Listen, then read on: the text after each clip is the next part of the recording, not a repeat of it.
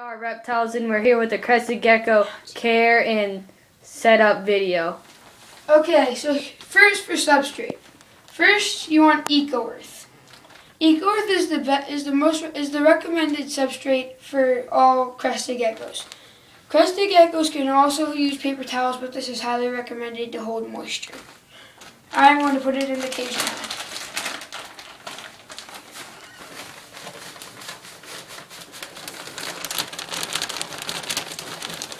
Couple inches deep might be a good amount.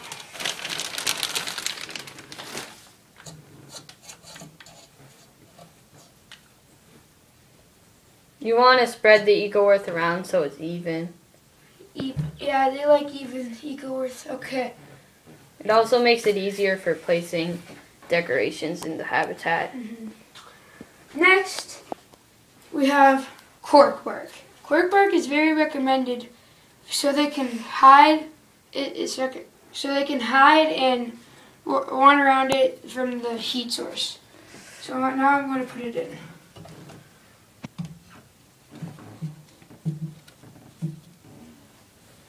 Next, we have foliage. Foliage is needed for crested gecko's cage. They are very arboreal and need foliage to climb and sleep in. If you guys didn't know what foliage is, that's just leaves. Plants, yeah. I'm just going to put it back here. Let me put it down a little bit. Put this down like that.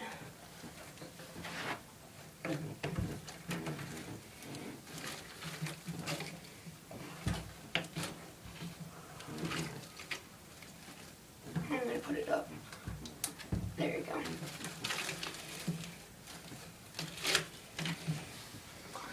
Next, we have two littler pieces of foliage.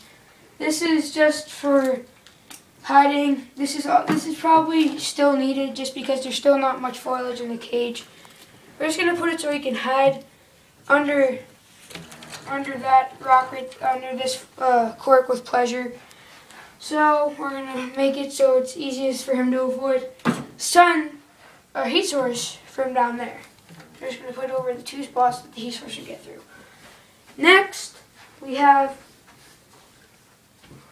a tree-like piece of foliage. It will just make sure that he is very hidden in there, just so he has a hiding spot, and so I can still check on him from back here. As you can see, from right there, I can still see all of his like what he's doing in there. So next, we have vines. I like vines a lot. They make it so it's easily. They make it so it's easy, so they can climb around easily.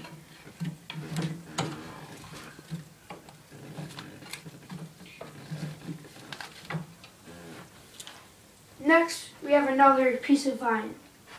We just put this in for more variety and maybe a high climbing spot to bask in, even though they're not known for basking.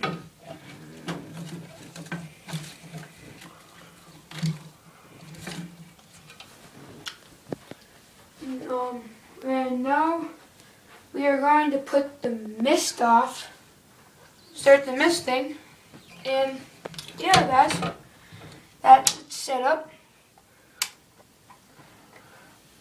And we're going to start the misting, and we'll be back on this in a little bit. Crested gecko care.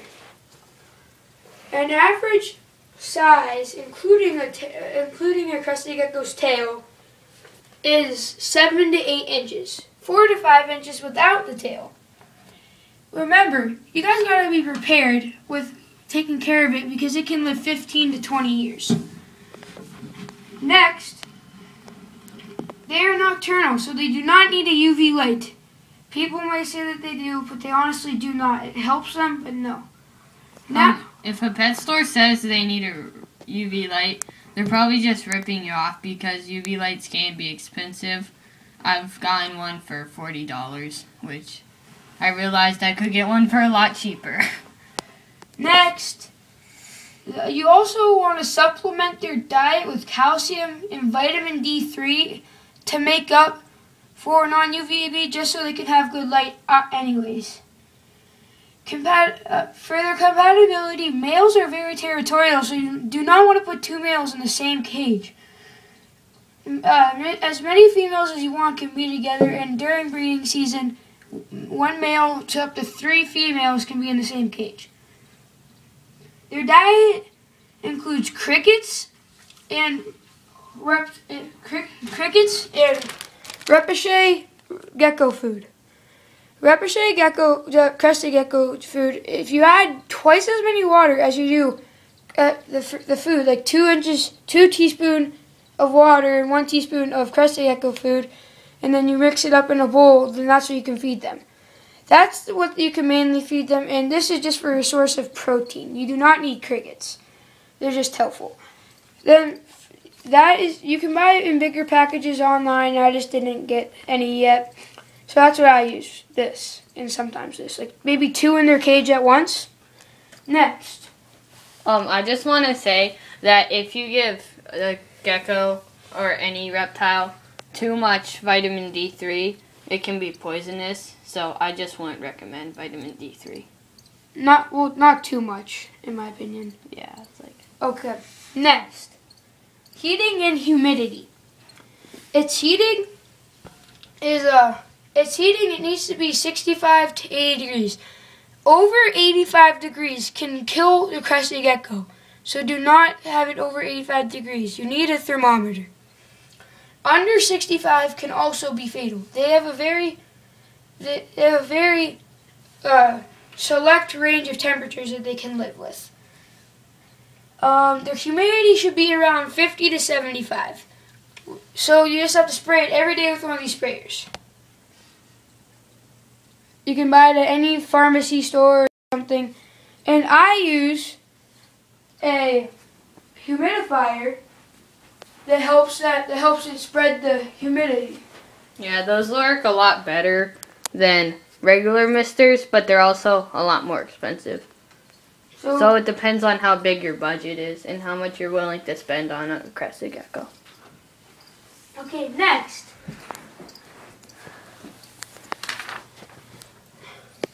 Adults can live singly in a 10 to 15 gallon size aquarium.